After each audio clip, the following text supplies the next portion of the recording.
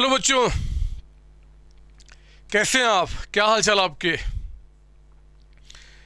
आपको याद होगा पिछली क्लास में हमने कंपनी अकाउंट शुरू किया था। उसकी थ्योरी में हमने बहुत सारी बातें आपके साथ की थी। मैंने आपको बताया था कि कंपनी का मीनिंग क्या होता है एज पर सेक्शन 2 सबसेक्शन 20 के मुताबिक।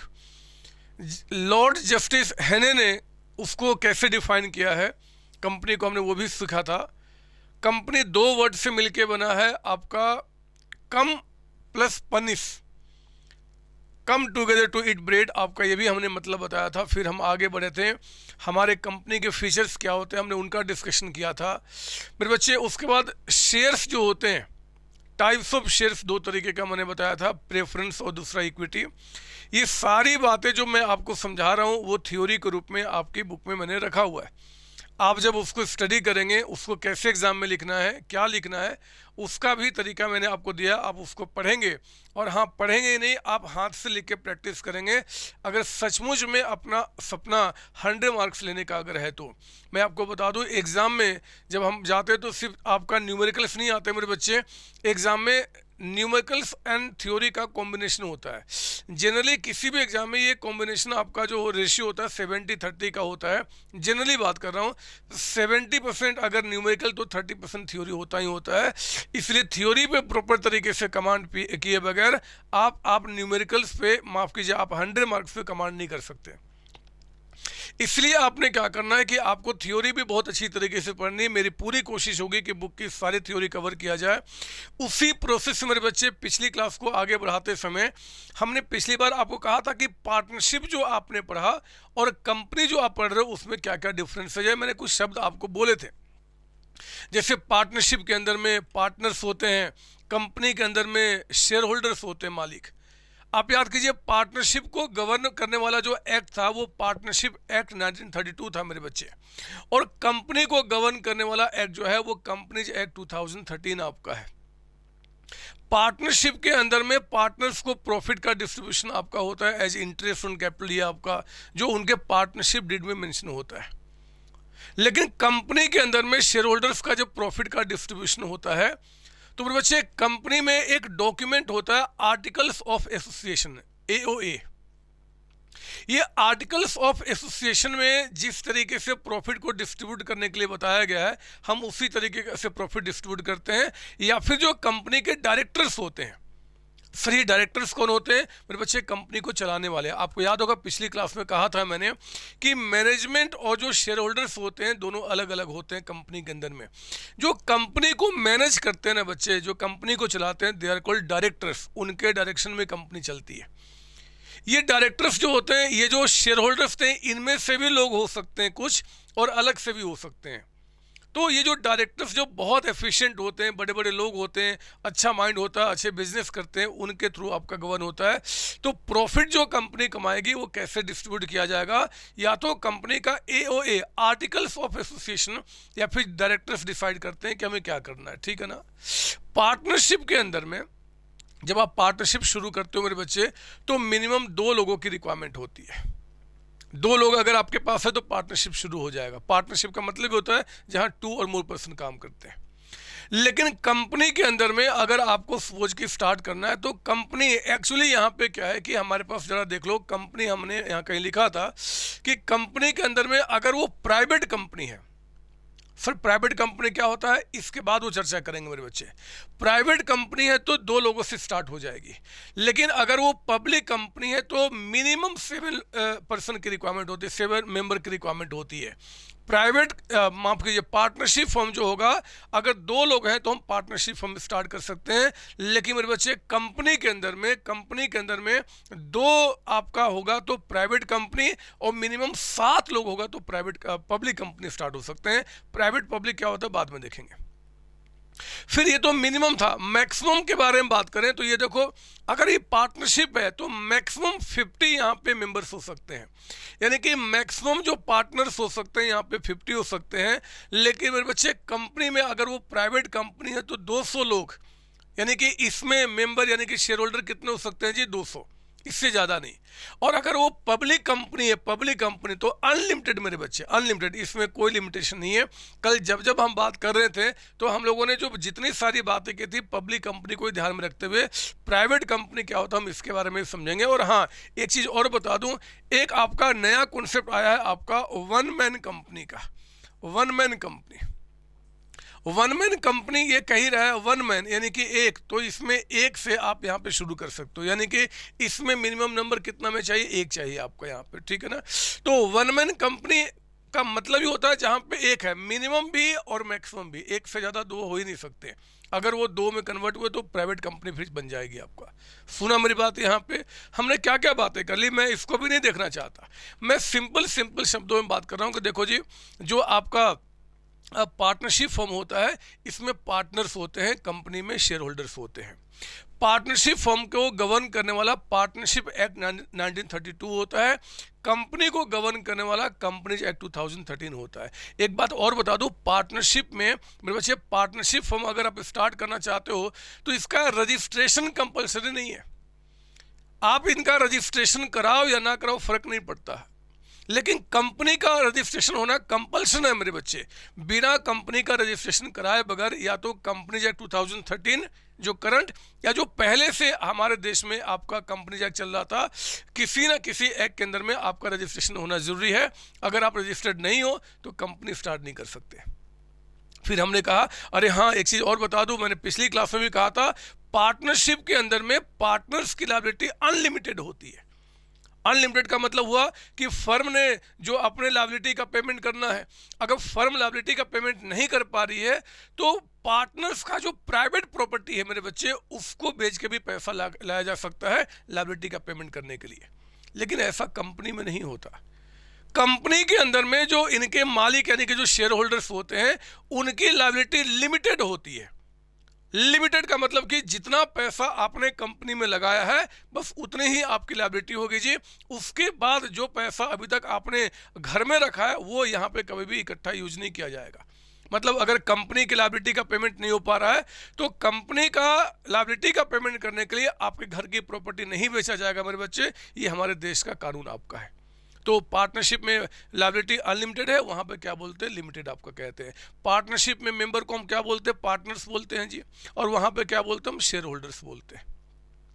पार्टनरशिप में प्रॉफिट का डिस्ट्रीब्यूशन कैसे होता है, एज पर पार्टनरशिप डीड, जो डीड हमारे बीच में है उसके हिसाब से हम करते हैं। कंपनी में प्रॉफिट का डिस्ट्रीब्यूशन कैसे होता है, एज पर एओए यानी कि आर्टिकल्स ऑफ एसोसिएशन और डायरेक्टर्स के मुताबिक। पार्टनरशिप के अंदर में मेंबर्स कितने मिनिमम चाहिए, 2 चाहिए। कंपनी के अंदर में कितना चाहिए, प्राइवेट कंपनी है तो 2, पब्लिक कंपनी तो 7 लोगों की रिक्वायरमेंट होती है। वन मैन कंपनी यानी कि आपका वन मैन, वन कह ही रहा है, 1 आपका हो गया। ये मिनिमम था। मैक्सिमम नंबर की बात करें तो पार्टनरशिप के अंदर में मैक्सिमम नंबर कितना चाहिए जी, 50 चाहिए। मतलब इससे ज़्यादा पार्टनर्स नहीं हो सकते। लेकिन प्राइवेट कंपनी, पब्लिक कंपनी की बात करें मेरे बच्चे, तो प्राइवेट कंपनी में मैक्सिमम आपका 200 और पब्लिक में तो कोई लिमिटेशन ही नहीं है। ये टाटा, बिरला, रिलायंस जो जानते हो ना, सब पब्लिक कंपनी होते हैं। सर हम कैसे पहचानेंगे कि ये कंपनी प्राइवेट है कि पब्लिक है, ये अगला विषय मेरे बच्चे में बताऊंगा उसके बारे में। लेकिन फिलहाल समझना कि अभी यहाँ पे क्या होता है कि अगर पब्लिक कंपनी है तो कितने भी शेयर होल्डर्स हो सकते हैं, लेकिन अगर वो प्राइवेट कंपनी है तो 200 से ज़्यादा नहीं हो सकते। एक चीज़ और बता दूं मैं आपको, पार्टनरशिप के अंदर में जैसे मैं और आप पार्टनर्स हैं, मुझे मन करता है कि यार मैं अपना शेयर्स इनको बेच दूं, नहीं बेच सकता। मैं चाहता हूं कि मेरे जगह पे मेरा दोस्त मालिक बन जाए, पार्टनर बन जाए, नहीं हो सकता जब तक कि हम दोनों नहीं चाहेंगे। यानी कि यहाँ पे जब हम अपने शेयर्स को, मतलब अपने हिस्से को किसी को हम ट्रांसफर करते हैं पार्टनरशिप के अंदर में, तो हम दोनों का मतलब ऑल पार्टनर्स का कॉन्सेंट होना जरूरी है मेरे बच्चे। ऐसा कंपनी में नहीं होता।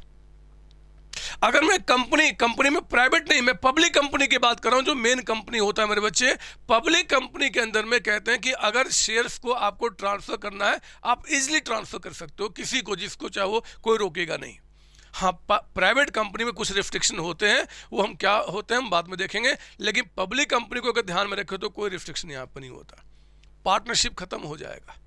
अगर मैं या आप, हम दोनों में से कोई भी एक आदमी पागल हो जाए, हम दोनों में से कोई भी एक आदमी मर जाए, हम दोनों में से कोई भी इंसॉल्वेंट हो जाए, कोर्ट ने कह दिया, किसी ने कह दिया, कोर्ट ने कह दिया भाई आप इलीगल काम कर रहे हो, तो पार्टनरशिप खत्म हो जाता है। लेकिन ऐसा कंपनी में नहीं होता। कंपनी खत्म तब होगी मेरे बच्चे, कंपनी को खत्म करने का एक प्रोसेस होता है, आपको उसी प्रोसेस में कंपनी को एंड करना होगा, और ये प्रोसेस आपका कंपनीज एक्ट 2013 में मेंशन किया गया है। समझो मेरी बात, मैं क्या बता रहा हूं। तो ये सारी बातें जो डिफरेंसेज है, जरा एक बार देख ले मैंने आपको क्या लिखाया हुआ है। कहते हैं कि पार्टनरशिप जो है, इसको क्लास के बाद इसको नोट डाउन कर लेंगे। पार्टनरशिप क्या है जी? It is setup by an agreement among the partners. इसका रजिस्ट्रेशन कंपल्सरी नहीं मेरे बच्चे। पार्टनरशिप फर्म जो आपने स्टार्ट किया, आप उसका रजिस्ट्रेशन कराओ ना कराओ फर्क नहीं पड़ता, कोई देखने वाला नहीं है। ऐसा एक्चुअली कहने के लिए है, एक्ट में ऐसा लिखा हुआ है। लेकिन आज जिस तरीके से हमारे देश में जो नियम कानून बने हुए बच्चे, उसके मुताबिक जब आप आगे बढ़ोगे ना पार्टनरशिप स्टार्ट करने के लिए, तो पता आपको क्या दिखेगा कि यार इसका रजिस्ट्रेशन कंपलसरी है। मैं रिपीट कर रहा हूं, जो आपको एग्जाम में लिखना है कि पार्टनरशिप का रजिस्ट्रेशन कंपलसरी नहीं है, बिना रजिस्ट्रेशन के हम और आप मिलकर काम स्टार्ट कर सकते हैं। लेकिन कहने की बात है, जब हम प्रोसेस में आते हैं तो हमें एक जगह दिखेगा जहां पे कंपल्सन हो जाएगा मेरे बच्चे। मैं उसके बारे में अभी डिस्कशन नहीं कर रहा, क्योंकि we are not in real life. अभी हम एग्जाम के लिए पढ़ रहे हैं, तो पार्टनरशिप का रजिस्ट्रेशन कंपल्सरी नहीं है, लेकिन कंपनी का है। कंपनी का रजिस्ट्रेशन यहाँ पे क्या है जी, आपका कंपलसरी है 2013 या प्रीवियस एक्ट में। पार्टनरशिप को गवर्न करने वाला आपका 1932 एक्ट है, बट कंपनी में ऐसा कौन सा एक्ट है जी? 2013 जो अभी चल रहा है। मिनिमम यहाँ पे 271, मैक्सिमम 50, यहाँ पे मैक्सिमम 200 और unlimited. Sir one man company में मैक्सिमम कितना होगा? 1 ही होगा मेरे बच्चे। वो 1 मैन नाम ही लिखा गया, 1 मैन आपका तो एक ही होगा, चाहे मिनिमम चाहे मैक्सिमम। यहाँ पे ओनर को हम पार्टनर्स कहते हैं, यहाँ पे ओनर को हम शेयर होल्डर्स कहते हैं। यहाँ पे पार्टनर्स की लायबिलिटी अनलिमिटेड है, यहाँ शेयर होल्डर्स की लायबिलिटी आपका लिमिटेड है। प्रॉफिट को हम यहाँ पे डिस्ट्रीब्यूट करते हैं एज पर पार्टनरशिप डीड, लेकिन यहाँ पे आर्टिकल्स ऑफ एसोसिएशन AOA या फिर डायरेक्टर्स जो बोलेंगे उनके मुताबिक इसका डिस्ट्रीब्यूशन होगा। अकाउंट्स का ऑडिटिंग मेरे बच्चे, ऑडिट में पिछली क्लास में मैं बोल रहा था, ऑडिट करना, चेक करना कि CA वाले अकाउंट्स को ऑडिट करते हैं। आपका कॉस्ट की बातें आपका CMA करता है, लीगल कंप्लायंस आपने पूरा किया कि नहीं किया एक CS करता है। ये ऑडिट का जो कंपल्सन है वो कंपनी के ऊपर है बच्चे, पार्टनरशिप फर्म के ऊपर नहीं है। पार्टनरशिप का भी सेल्स अगर एक लिमिट से ज़्यादा होता है तो करना पड़ता है, लेकिन वो आज हमारा चर्चा नहीं है। जब हम बड़े हो जाएंगे, जब हम CA CMA CS करेंगे, टैक्स जब पढ़ना होगा, तो हम वहाँ पर उन सब बातों को देखते हैं। यहाँ तो अभी सिंपल बात है, कोई पूछे तो कह देना कि यार पार्टनरशिप फर्म का ऑडिटिंग मतलब अकाउंट्स चेक कराना कंपल्सन नहीं है, लेकिन कंपनी का कराना कंपल्सन होता है। कंपनी 1 रुपया सेल करे, 2 रुपया करे, प्रॉफिट कमाए, लॉस कराए, कुछ भी हो, उनको कराना पड़ेगा मेरे बच्चे, कंपनी के कंपल्सन होता है।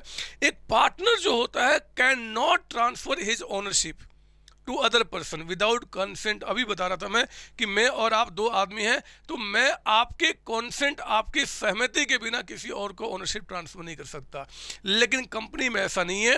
कंपनी यानी कि पब्लिक कंपनी में शेयर्स जिसको चाहे उसको बेच दो, कोई पूछने वाला नहीं है आपसे, ठीक है ना। हाँ, प्राइवेट कंपनी में कुछ रिस्ट्रिक्शन होते हैं, हम देखेंगे, वही कहा accept in case of private company. इनको छोड़ दिया जाए तो नॉर्मल ट्रांसफर जो है कोई रिस्ट्रिक्शन नहीं है, आराम से कर सकते हो, नॉट रिस्ट्रिक्टेड आपका। बिजनेस पार्टनरशिप में कौन मैनेज करता है? या तो सारे पार्टनर्स मैनेज करते हैं, या उनमें से कोई एक जो सबके बिहाफ में काम करता है। जैसे मान लो COC एक पार्टनरशिप फर्म है, मैं और मेरी वाइफ, तो मैंने क्या किया मेरे बच्चे, मैं उनके बिहाफ पे एक्ट करता हूँ, मतलब जितना साइन करना है, जो भी काम करना है मैं करता हूँ। Even though she is also the partner in my firm, लेकिन मैं सारी चीज़ को मैं साइन करता हूँ। तो यहाँ पे क्या एक्ट, या तो पार्टनरशिप में दोनों एक्ट करेंगे, मैं और मेरी वाइफ दोनों, या फिर दोनों के बिहाफ पे कोई एक आदमी एक्ट करेगा, ऐसा पार्टनरशिप में होता है।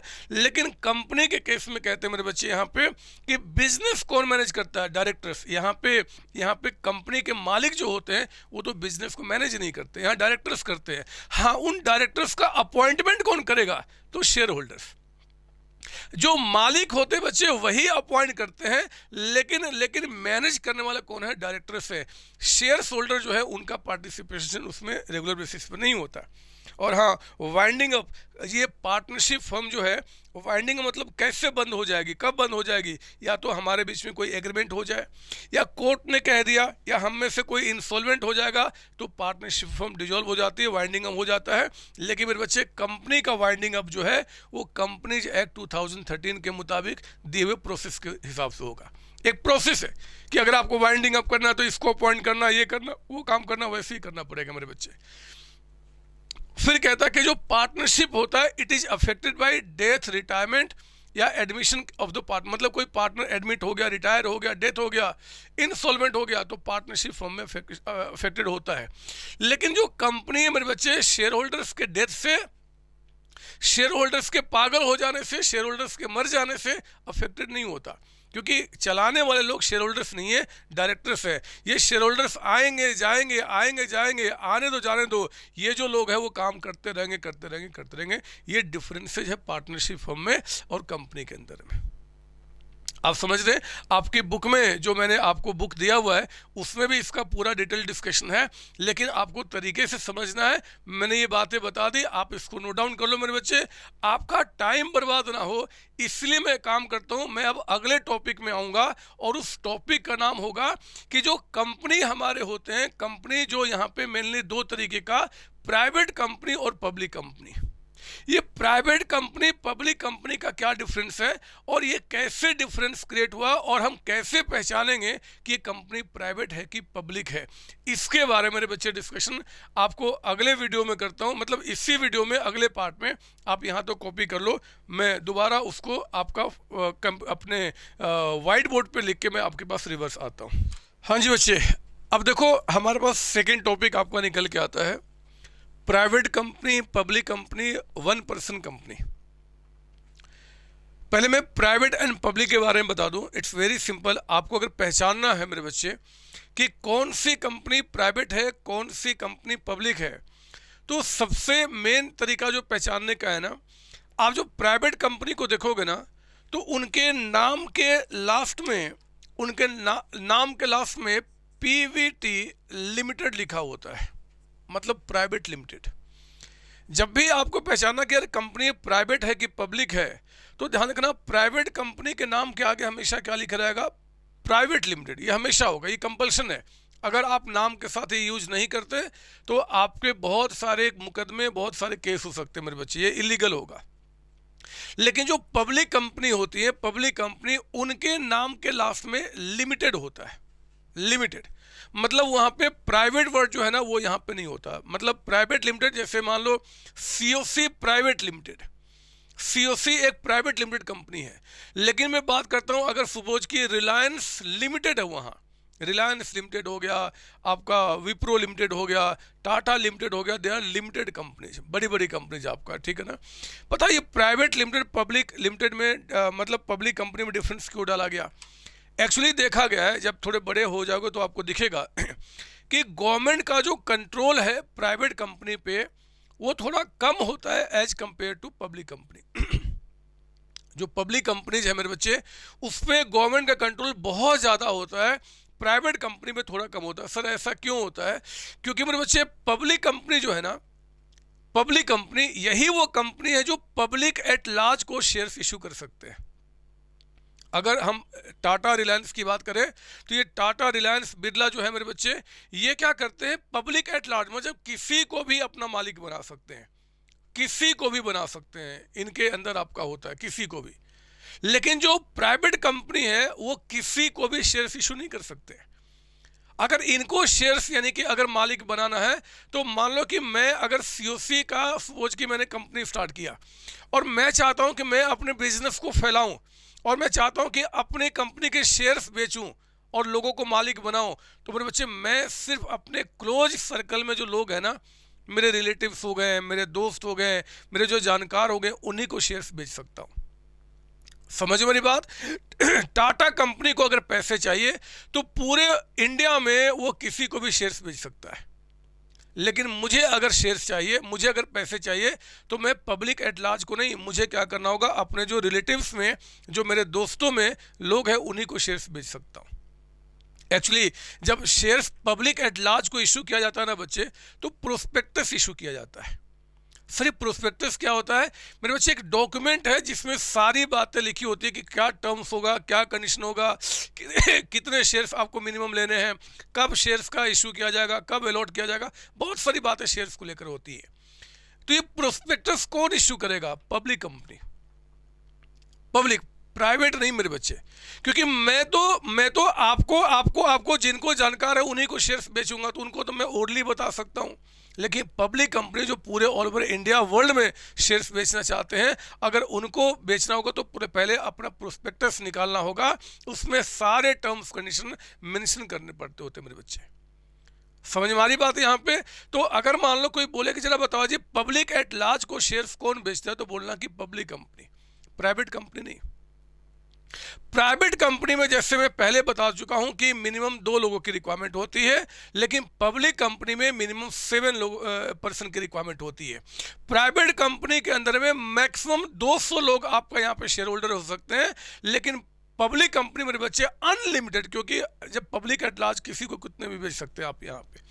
बात से हमारी यहाँ पे तो हमने क्या देखा, प्राइवेट लिमिटेड के नाम के लास्ट में क्या होगा? पीवीटी, मतलब प्राइवेट लिमिटेड, पब्लिक के अंदर में लिमिटेड होगा। Private company shares public at large को नहीं बेच सकती, पब्लिक कंपनी बेच सकती है। प्राइवेट कंपनी जो होते हैं ये प्रोस्पेक्टस इशू नहीं करते, क्योंकि इनको पब्लिक एट लार्ज को गैदर ही नहीं करना। कौन इशू करता है? पब्लिक कंपनी करता है। एक बात और बता दूं मैं आपको, पब्लिक डिपॉजिट्स 11वीं क्लास में नाम सुना होगा। पब्लिक डिपॉजिट्स का मतलब होता है पब्लिक से कर्ज लेना, पब्लिक एट लार्ज से कर्ज लेना, मतलब पब्लिक से कर्ज लेना। मेरे बच्चे पब्लिक से कर्ज लेने का अधिकार भी जो है ना वो पब्लिक कंपनी को है, प्राइवेट कंपनी को नहीं। अगर मैं बोलता हूं कि ठीक है जी मैंने क्या किया, एक इश्तिहार निकाल दिया एडवर्टीजमेंट के, जिसको पैसा देना है हमें कर्ज दे दो, ऐसा प्राइवेट कंपनी नहीं कर सकती, पब्लिक कंपनी कर सकती है। पब्लिक डिपॉजिट जो है मेरे बच्चे वो पब्लिक कंपनी ले सकती है, प्राइवेट कंपनी नहीं ले सकती। समझे मेरी बात यहाँ पे? सॉरी, प्राइवेट कंपनी को स्टार्ट करने के लिए आपको मिनिमम 2 लोगों की रिक्वायरमेंट होती है, पब्लिक कंपनी के लिए 7 लोगों की। प्राइवेट कंपनी में मैक्सिमम शेयर होल्डर्स कितने हो सकते हैं? 200। पब्लिक कंपनी में अनलिमिटेड, कोई लिमिटेशन नहीं है। प्राइवेट कंपनी में कंपनी को चलाने वाले जो डायरेक्टर्स होते हैं मेरे बच्चे, जो कंपनी को मैनेज करते हैं, वो एटलीस्ट 2 की रिक्वायरमेंट है, लेकिन पब्लिक कंपनी में एटलीस्ट 3 की रिक्वायरमेंट है। 2 डायरेक्टर्स कम से कम चाहिए पब्लिक कंपनी, प्राइवेट कंपनी को चलाने के लिए, लेकिन पब्लिक कंपनी को चलाने के लिए एटलीस्ट 3 डायरेक्टर्स की रिक्वायरमेंट होती है। अगर आप मैक्सिमम डायरेक्टर्स की बात कर रहे हो, डायरेक्टर्स जो कंपनी को चलाते हैं, तो मेरे बच्चे पब्लिक कंपनी और प्राइवेट कंपनी दोनों में मैक्सिमम 15 है, 15। यानी कि कोई भी, चाहे वो प्राइवेट कंपनी हो चाहे पब्लिक कंपनी हो, जो मैनेजमेंट करेगा, जो डायरेक्टर्स होंगे, वो टू द मैक्सिमम 15 हो सकते, उससे ज़्यादा नहीं हो सकते। ऐसा हमारे एक्ट में लिखा हुआ है। समझो मेरी बात यहाँ पे आपका?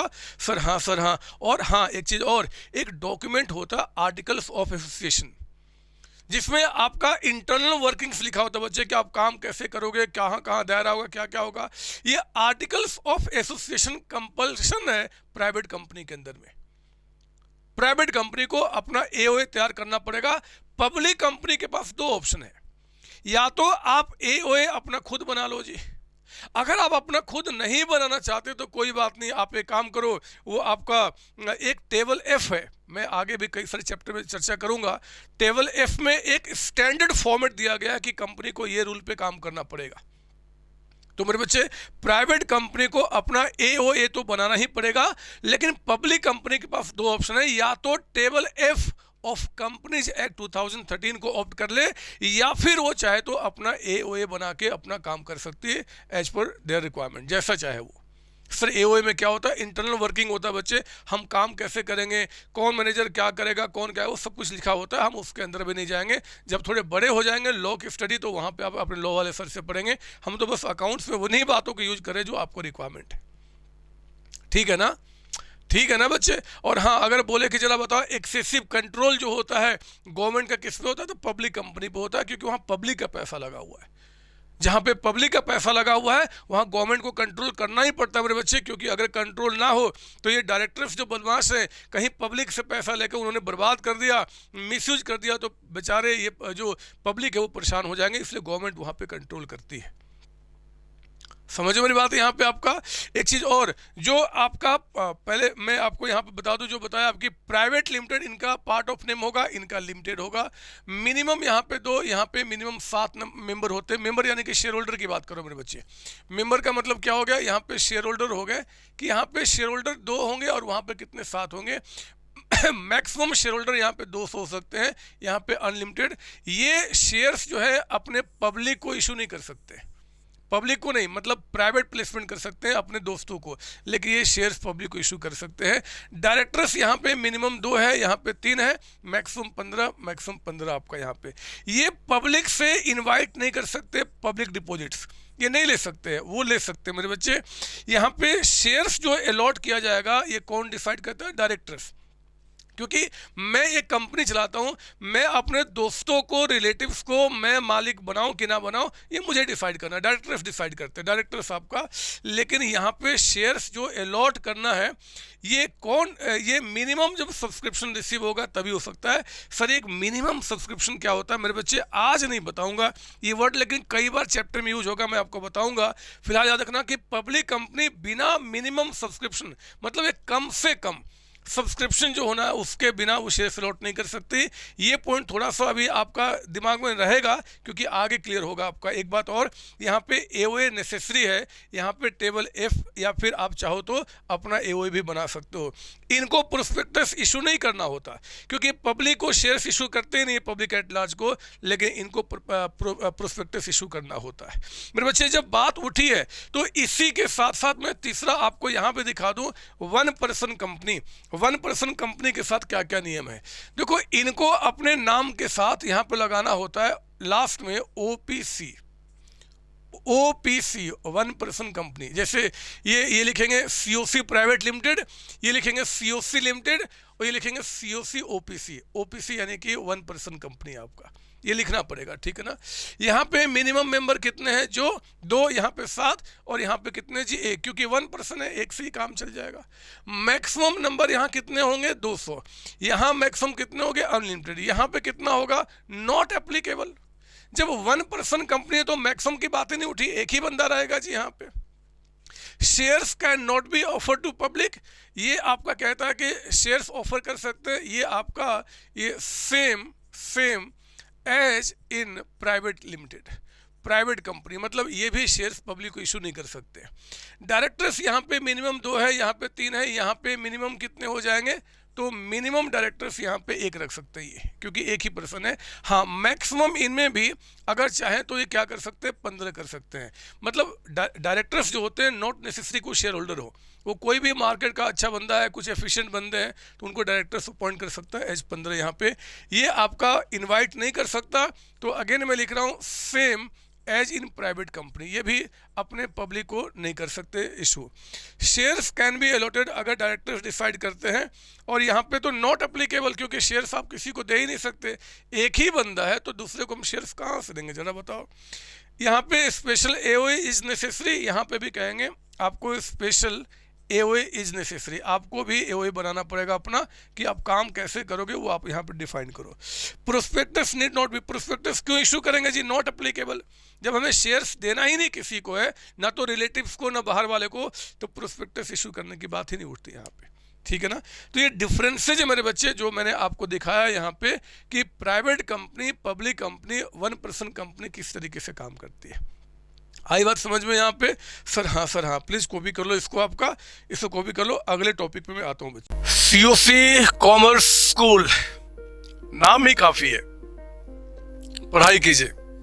कॉमर्स का एक एक बच्चा चाहे वो 11th क्लास का है चाहे 12th क्लास का है, उनके पास नॉलेज को पहुंचाने की जिम्मेदारी हम सबकी है।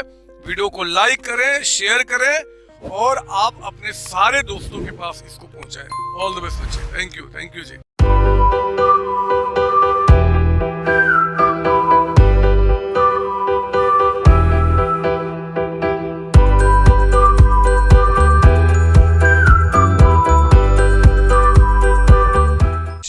बच्चों ये हमारा 3rd टॉपिक आपका है।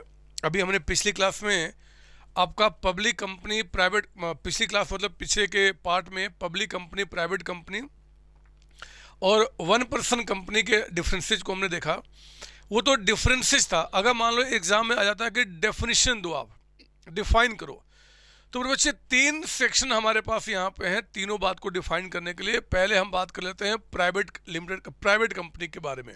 डेफिनेशन में दे रहा हूँ, देखो इनका जो डेफिनेशन है वो आपका सेक्शन 2 सबसेक्शन 68 में है। ब्रैकेट वाले को हम सबसेक्शन कहते हैं और बाहर वाले को हम सेक्शन कहते हैं। तो सेक्शन 2 सबसेक्शन 68 के अंदर में इस बात को डिफाइन किया गया है कि private company is one which has a minimum paid up capital as may prescribe. ध्यान से मेरी बात सुनना, आपको अभी कभी सारी बात याद हो जाएंगी, और प्लीज़ आपको मेरी क्लास के बाद इसको लिखना है। अगर आपने लिख के मेरे बच्चे प्रैक्टिस नहीं किया तो फिर फ़ायदा नहीं होगा। हम लोग जितना मेहनत कर रहे हैं वो अच्छे मार्क्स लाने के लिए कर रहे हैं, वहाँ पे हमें समझना होगा। कहता है कि देखो जी, आपका प्राइवेट कंपनी का मतलब होता है a private company is one which has a minimum paid up capital as prescribed.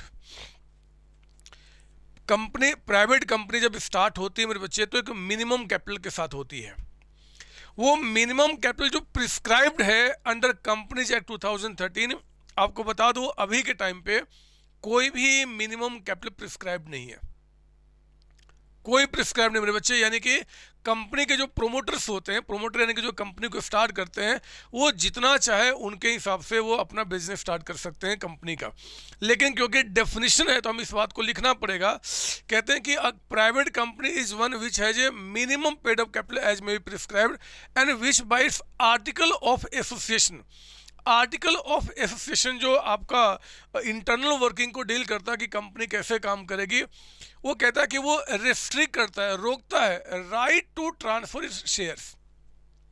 मतलब प्राइवेट कंपनी में ये बोला गया है कि जो शेयर होल्डर्स हैं वो अपने शेयर्स को इजीली अपने मन के मुताबिक ट्रांसफ़र नहीं कर सकते।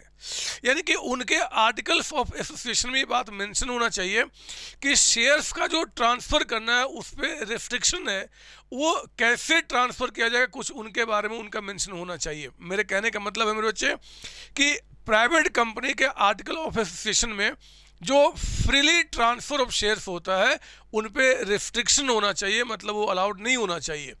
दूसरा, accept in case of one person company limit the number of its member excluding present और पास्ट टू 200। मतलब प्राइवेट कंपनी के अंदर में मैक्सिमम 200 लोग हो सकते हैं।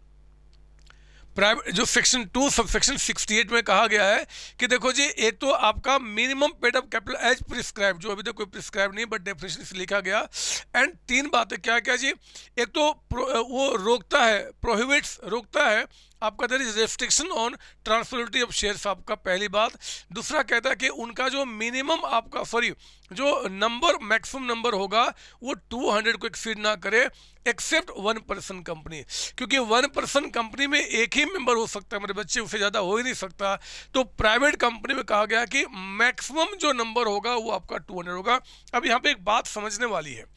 आप देखो ये जब हम बात करते हैं ना मेंबर्स का, तो मेंबर का मतलब क्या, जो उस कंपनी से जुड़े हुए। अब कंपनी से जुड़े हुए लोग तो एम्प्लॉय भी होते हैं, एम्प्लॉय भी कंपनी के अंदर काम करते हैं, तो क्या उस मेंबर में एम्प्लॉय को भी काउंट किया जाएगा क्या? बोलते कि ना, ये 200 जो मेंबर की बात कही जा रही है, 200 जो मेंबर्स की बात किया जा रहा है, इसमें कंपनी काउंट उसके एम्प्लॉय काउंट नहीं किए जाएंगे, चाहे वो एम्प्लॉय प्रेजेंट हो चाहे पास्ट वाले हो, उनको छोड़कर। मतलब बेसिकली यहाँ बात शेयर होल्डर्स की जाती है कि 200 टू द मैक्सिमम आपका यहाँ पे होना चाहिए। वही कहा गया मेरे बच्चे सेकंड में आपका कि accept in case of one person company को छोड़ दो, क्योंकि यहाँ तो एक ही होता है, इनको छोड़ के प्राइवेट कंपनी में लिमिट करता है। मतलब मैक्सिमम जो लिमिट आपका है वो नंबर ऑफ मेंबर्स का 200 होगा एक्सक्लूडिंग प्रेजेंट और पास्ट एम्प्लॉय। इस 200 को काउंट करते समय जो प्रेजेंट एंड पास्ट एम्प्लॉय हम उनको काउंट इसमें नहीं करेंगे। फिर कहता है प्रोहिबिट्स रोकता है any invitation to public to subscribe for any securities of the company. Security मतलब फिलहाल शेयर समझ लो, शेयर्स होता है, डिवेंचर होता है, बॉन्ड होता है, ये सारे सिक्योरिटीज होते हैं बच्चे। लेकिन अभी हम डिवेंचर्स बॉन्ड नहीं जानते तो हम शेयर्स पे ही लेके चले कि प्राइवेट कंपनी को प्रोहिबिट्स रोका जाता है टू इशू शेयर्स और security to the public at large आपका। यानी कि अगर हम सेक्शन 2 सबसेक्शन 68 की बात करें तो एक तो minimum paid up capital as prescribe जो प्रिस्क्राइब नहीं है। फिर आगे बढ़े, 3 बातें यहाँ बताई गई है। Restricts the right to transfer shares, दूसरा कि मैक्सिमम नंबर जो आपका होगा that will be 200 excluding present और पास्ट एम्प्लॉई, और तीसरा कहता है कि उनका जो पब्लिक को शेयर्स को सब्सक्राइब करने का उनका रिस्ट्रिक्शन होना चाहिए। ये सारी बातें हमने वहाँ पे डिफरेंसेज में पढ़ा था मेरे बच्चे, उन्हीं बातों को। तो एग्जाम में अगर आ जाना कि right A short notes on आपका प्राइवेट कंपनी, तो एक काम करना, पहले आप डेफिनेशन दे देना। डेफिनेशन के बाद अगर मान लो क्वेश्चन 5 नंबर का, 6 नंबर का, 4 नंबर का, 10 नंबर का होता है, तो इसके बाद आपको क्या करना है, सेंटेंस वाइज जो बाकी डिफरेंसेज हमने बताया था वो भी आप यहाँ पे लिख देना। जैसे कि यहाँ पे आपका प्राइवेट कंपनी में यहाँ पे नाम के लास्ट में आपका लिमिटेड प्राइवेट लिमिटेड होता है, ये प्रोस्पेक्टस इशू नहीं कर सकते हैं, डायरेक्टर्स इनमें मिनिमम 2 होने चाहिए, मैक्सिमम 15 होने चाहिए, वो सारी बातें आप लिख सकते हैं, लेकिन डेफिनेशन आपका यहाँ से शुरू होगा। ये कोशिश करना कि इन्हीं वर्ड्स को आप याद कर लो लिख लिख के, अच्छा लगता है, क्योंकि डेफिनेशन जब भी हम बताते हैं तो हम बिल्कुल वही लिखते हैं। जब हम सेक्शन को कोड करते हैं मेरे बच्चे, सेक्शन जब कोड करते हैं तो उसमें जो बातें लिखी गई है उन्हीं को हम कोशिश करते हैं कि उन्हीं बातों को लिखा जाए। ये हमारा हो गया प्राइवेट कंपनी के बारे में, सेक्शन 268। अब आता है पब्लिक कंपनी के बारे में। ये तो प्राइवेट था, पब्लिक, पब्लिक आप जानते हैं क्या होता है ना। पब्लिक का मतलब क्या जी, एक तो सेक्शन 2 सबसेक्शन 71, सेक्शन 2 का सबसेक्शन 71 में कहा गया है कि पब्लिक कंपनी वो कंपनी होगी जो कि एक प्राइवेट कंपनी नहीं है। मतलब मेरे बच्चे, प्राइवेट कंपनी के जितने सारे फीचर्स आप जानते हैं, they should not be the part of public company आपका, यानी कि इनके नाम के आगे प्राइवेट लिमिटेड ना हो।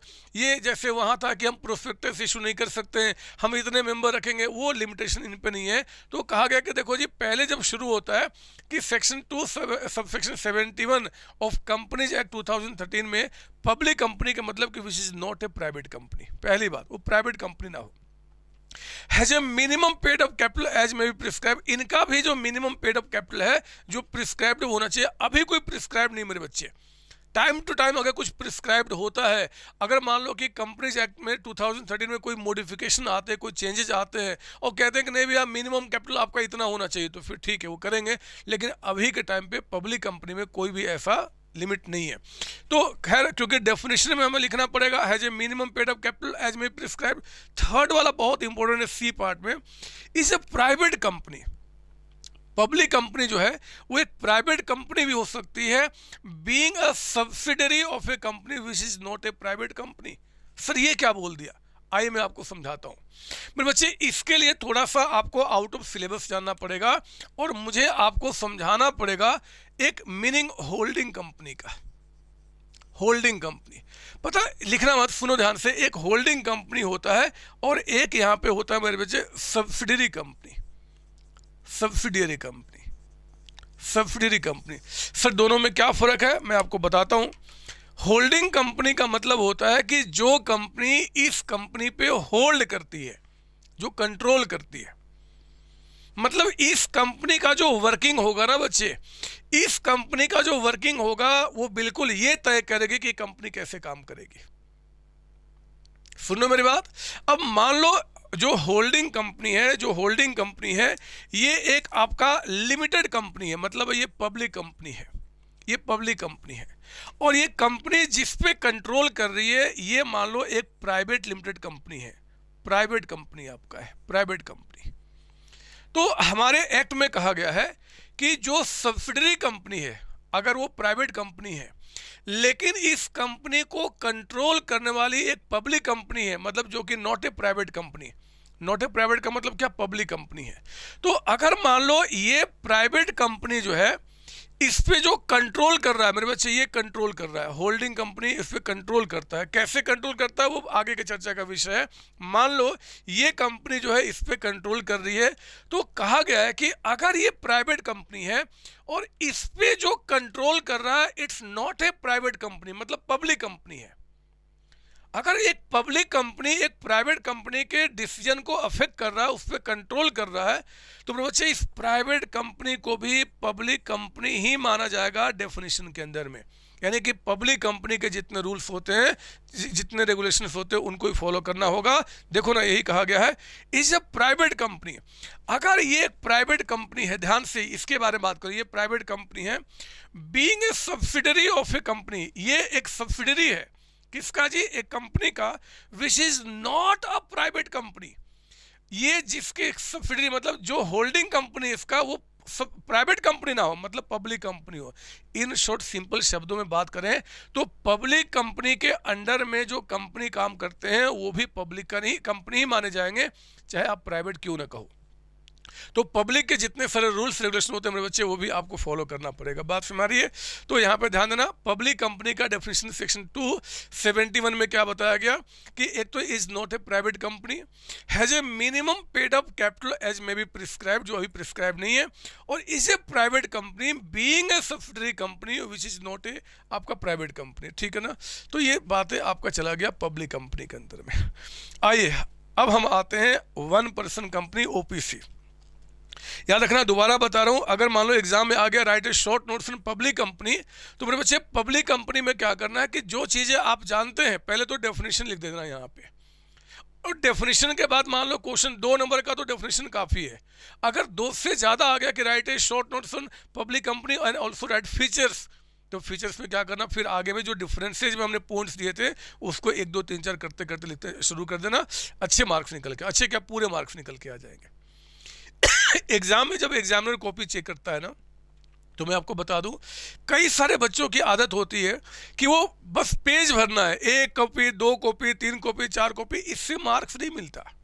और ना हमें अच्छा लगता है कि कोई बच्चा इतना कॉपी भरे। अरे हमारे भी बाल बच्चे हैं, हम भी चाहते हैं फटाफट आपका कॉपी चेक करें, अच्छे अगर पॉइंट्स है तो मार्क्स से घर हम लोग जाए। आप बताओ 8 10 10 कॉपी लिख के भेज देते हो, मैं कहाँ से चेक करूंगा? बताओ कहाँ से चेक करूंगा? तो हम लोग क्या करते हैं, हम देखते हैं कि कौन सा बच्चा जो टू द पॉइंट बातें अच्छी तरीके से लिखा है उनको अच्छे मार्क्स मिलते हैं। तो मेरे बच्चे कॉपी भरने से मार्क्स नहीं मिलते, कॉपी अच्छे तरीके से अच्छे पॉइंट्स के साथ लिखने से मार्क्स मिलते, इस बात को आप ध्यान रखेंगे। ठीक है ना? अच्छा, मैं उसके बाद अब आता हूँ यहाँ पे 1 पर्सन कंपनी। सर इतने सारे सेक्शन कैसे याद रखेंगे? कहाँ कोई सेक्शन पढ़ा हमने? कौन सी बात करी जरा बताओ। आपका 2 सबसेक्शन 68 जो आपका है वो यहाँ पे हमने कहा प्राइवेट कंपनी का, सेक्शन 2 सबसेक्शन 71 जो है कहा हमने पब्लिक कंपनी का है, और ये आपका 1 पर्सन कंपनी सेक्शन 2 सबसेक्शन 62 की बात कर रहा है। अब देखो ना, छोटी कंपनी छोटा सेक्शन 62, थोड़ी बड़ी हुई प्राइवेट कंपनी 68, और बड़ी हो गई 71, और सारे डेफिनेशन सेक्शन 2 में ही तो है। तो 2 का 62 वो ओपीसी हो गया 1 पर्सन कंपनी, 2 का जो आपका 68 है प्राइवेट कंपनी, और उससे भी बड़ी कंपनी 271 पब्लिक कंपनी। समझो मेरी बात? ये कोई बड़ी बात नहीं है, ये छोटी छोटी बातें हैं और आप यहाँ पे समझ सकते हैं। ठीक है ना? हाँ, कंपनी का ही डेफिनेशन का है जी सेक्शन 2 सबसेक्शन 20 के अंदर में पढ़ा था पिछली क्लास में।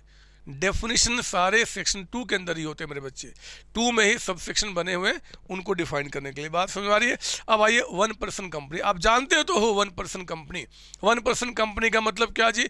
एक तो 2 सबसेक्शन 62 सेक्शन याद रख लेंगे हम लोग यहाँ पे।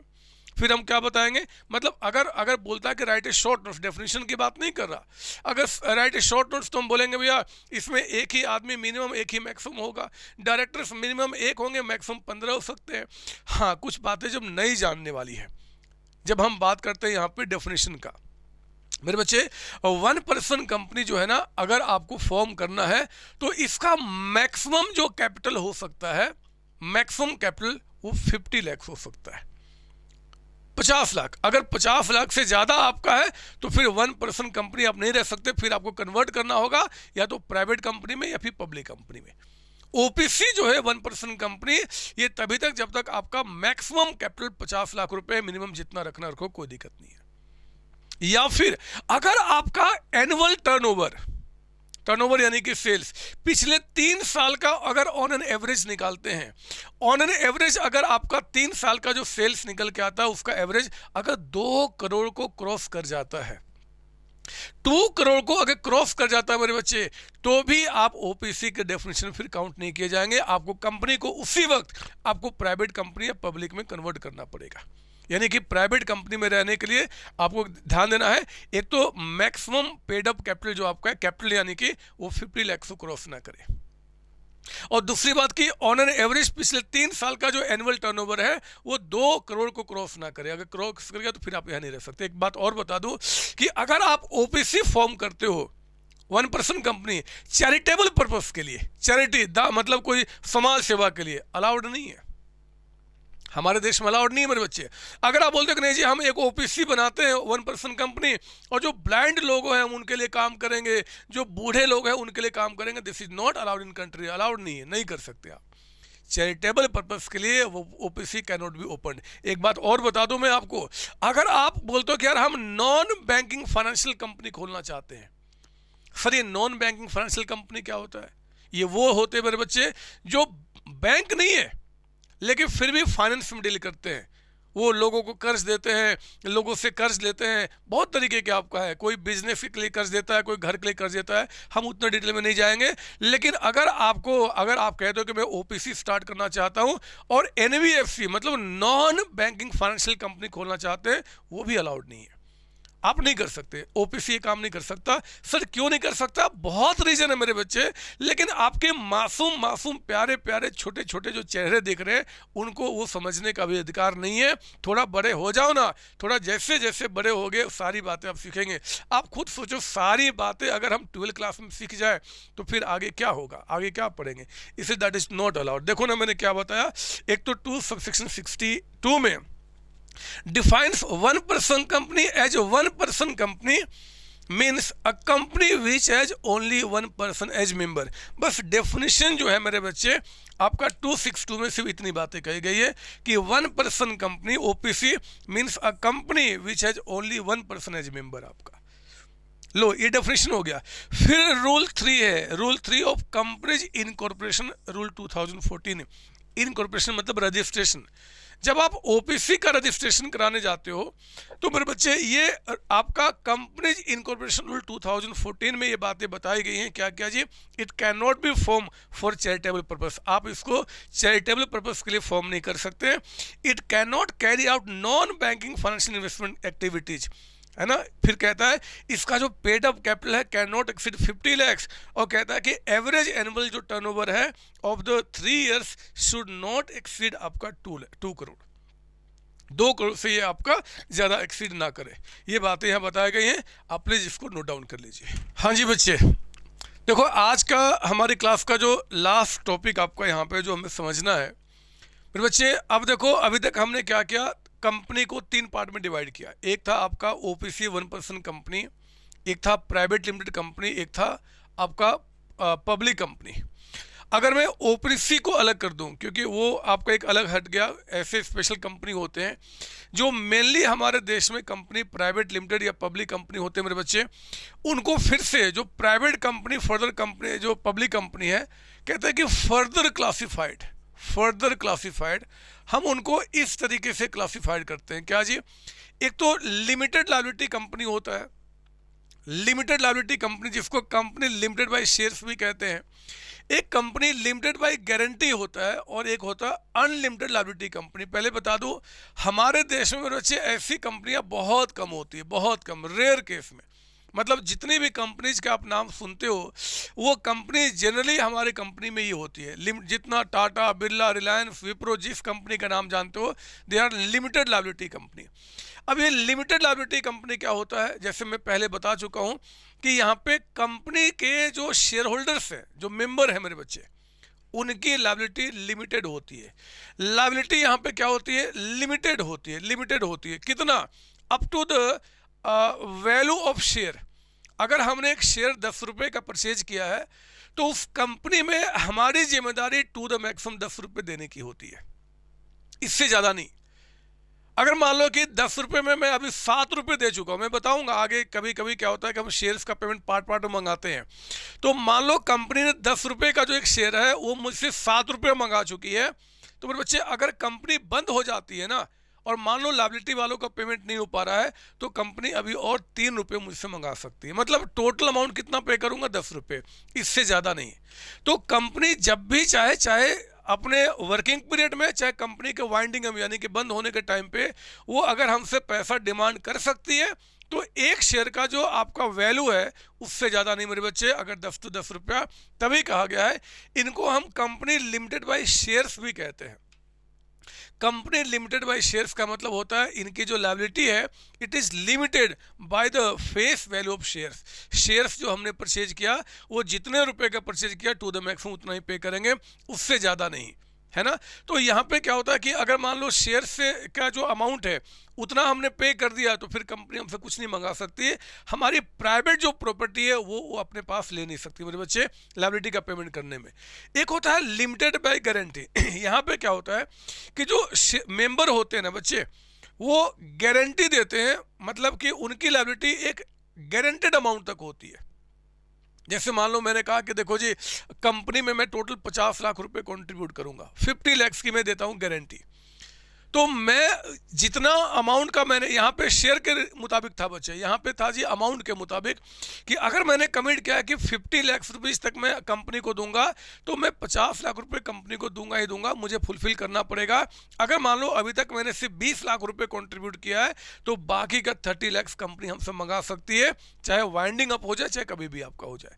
तो वो हमने अगर गारंटी दिया जी कि हम इतने अमाउंट तक कॉन्ट्रीब्यूट करेंगे तो उतना कॉन्ट्रीब्यूशन करना पड़ेगा मेरे बच्चे। They both are limited liability company, माफ कीजिए, या लिमिटेड लायबिलिटी कंपनी। यहाँ लिमिटेड बाय शेयर्स है, यहाँ limited by guarantee of amount आपका है। ये होता है अनलिमिटेड। अनलिमिटेड मतलब कि जहाँ पे लायबिलिटी आपकी लिमिटेड है ही नहीं, यानी कि ऐसी कंपनी में मान लो कि मैंने जितना पैसा कंपनी में कंट्रीब्यूट किया है, अगर उस अमाउंट से लायबिलिटी का पेमेंट नहीं हो पा रहा है तो मेरे पर्सनल प्रॉपर्टी को बेच कर भी यहाँ पे क्या होगा कि लायबिलिटी वालों का पेमेंट किया जाएगा। हमारे देश में बहुत कम ऐसा कॉन्सेप्ट है मेरे बच्चे, लेकिन क्योंकि हमें ऐसी कंपनीज के बारे में जानना पड़ सकता है जब देश से बाहर कहीं जाओगे काम करने के लिए, जैसे कि इंग्लैंड हो गया, अमेरिका हुआ, तो वहाँ पे ऐसी कंपनी का भी कॉन्सेप्ट है, इसलिए हर एक चीज़ आपको पता होना चाहिए। इसका मतलब क्या हुआ कि अगर एग्जाम में आ जाए right A short notes on limited by liability, limited by shares company, तो इनके बारे में बताएंगे सेक्शन आपका 2 सेक्शन 22। और हाँ, इन सब का सेक्शन अगर आप याद नहीं भी करते तो कोई बात नहीं है, और याद कर लो तो भी ठीक है, लेकिन पीछे जितने सेक्शन की हमने बात कही है वो सारे सेक्शन याद होने चाहिए। सेक्शन 262, 268, 271, 220, ये सारे सेक्शन आपको पता होना चाहिए। माफ कीजिए, पार्टनरशिप के अंदर में जहां जहां मैंने सेक्शन का नाम यूज किया था वहां वहां वो सारे सेक्शन आपके दिमाग में होने चाहिए। मतलब सेक्शन जहां बोल रहा हूं वह याद रखना अच्छे मार्क्स को लेने के लिए, ठीक है ना। बट यहाँ पे सेक्शन को याद कर ले तो बहुत अच्छी बात है, अदरवाइज कोई खास रिक्वायरमेंट यहाँ पे आपके लिए नहीं है ना। और यहाँ पे अगर हम बोले अगर याद करना है LLC limited liability company, section 2 section 22 का आपका है, इसका याद कर लेना, ये कम से कम याद करना, क्योंकि इस पे बहुत सारे क्वेश्चन पूछता है जी आपका। लिमिटेड लायबिलिटी कंपनी जरा बताओ, तो कंपनी सेक्शन 2 सब सेक्शन 20 में था, तो लिमिटेड बाय शेयर्स या लिमिटेड लायबिलिटी कंपनी 222 के अंदर बताया गया आपको। बात समझ आ गई। इसके बाद लिमिटेड बाय गारंटी चाहो तो ये भी याद कर लो। अब बताओ 22 याद करूंगा तो 21 याद क्यों नहीं करूंगा यार, समझने की बात है। जब हम लिमिटेड बाय शेयर्स को बोलते हैं कि 22 है, तो लिमिटेड बाय गारंटी 21 याद करूंगा तो कौन सी बड़े बात है, 221 आपका यहाँ पे 222 अगर इसका याद कर सकते तो 221 क्यों नहीं कर सकते इसका याद, इतने छोटे थोड़े हम हैं। और जब हम इतना याद कर सकते तो 292 क्यों नहीं कर सकते। ये कंपनीज होती नहीं हमारे देश में, चलो हमने 90s में डाल दिया, 92 आपका 292 के अंदर में काम खत्म करो। तो हमने क्या क्या देखा, 221 limited by guarantee, 222 limited by shares, 292 unlimited company जो हमारे देश में नहीं होता, 220 कंपनी का डेफिनेशन, 262 आपका ओपीसी का डेफिनेशन, 268 हमने देखा जी आपका प्राइवेट कंपनी का, एंड 271 हमने देखा पब्लिक कंपनी का। आई बात समझ में? अरे बात समझ में आई? मैं आपको थ्योरी समझाने की कोशिश कर रहा हूं और ये सारी बातें आपको मेरे बुक के अंदर में आपको दिख जाएंगी, आप उसको पढ़ जाएंगे। और प्लीज़ मेरे बच्चे आप लिख लिख के प्रैक्टिस करेंगे। अगर सचमुच में आपका भी सपना मेरे सपने जैसा अच्छा है कि हाँ जी हमें आगे बढ़ना है, खूब सारे अच्छे मार्क्स लेने हैं, खूब एंजॉय करना है। एक बात और बताना चाहता हूँ, देखो मैं एक ऐड देख रहा था एडवर्टीजमेंट टेलीविज़न के अंदर में, बड़ा अच्छा कॉन्सेप्ट लगा, मैं चाहता हूँ कि आपके साथ डिस्कस कर लूँ। आप कभी भी जब कंपटीशन करो ना, जब आपका कंपटीशन हो तो आपको अपने दोस्त वालों से नहीं करना, आपको क्लास के बीच में जो बच्चे उनके साथ कंपटीशन नहीं करना मेरे बच्चे। आप कंपटीशन अपने आप से करो। जब कोई आदमी अपने आप से कंपटीशन करता है ना तो उसका ग्रोथ होता है। आज मान लो आपका 100 में 5 नंबर आया, एग्जाम्पल की बात कर रहा हूँ, आप उससे कंपीट करो, अगली बार 10 लेकर आऊँगा, फिर कंपीट किया, मैं 15 लेकर आऊँगा, 20 लेकर आऊँगा, 40 लेकर आऊँगा, 50, 60, 80, हम अपने में ग्रोथ करेंगे। हमारे सराउंडिंग्स में कौन से लोग हैं, अगर उनसे ग्रोथ कंपटीशन करना शुरू कर दिया तो आपका कंपटीशन लिमिटेड हो जाएगा। अगर आप अपने क्लास में कंपटीशन कर रहे हो मेरे बच्चे, तो क्लास में जो बच्चे उनके बीच में ही आपका कंपटीशन का दायरा होगा। अगर आप अपने स्कूल में कंपटीशन कर रहे हो तो स्कूल के बीच में दायरा होगा। अगर आप मान लो किसी आप स्टेट के बीच में करो तो स्टेट में दायरा होगा। लेकिन अगर अपने आप से कंपटीशन करते हो तो कोई दायरा आपका नहीं होगा, फिर कोई आपका दायरा नहीं है, फिर तो आप आगे बढ़ेंगे। और ये बहुत अच्छी बातें होती है, ये बहुत अच्छी बातें होती है मेरे बच्चे।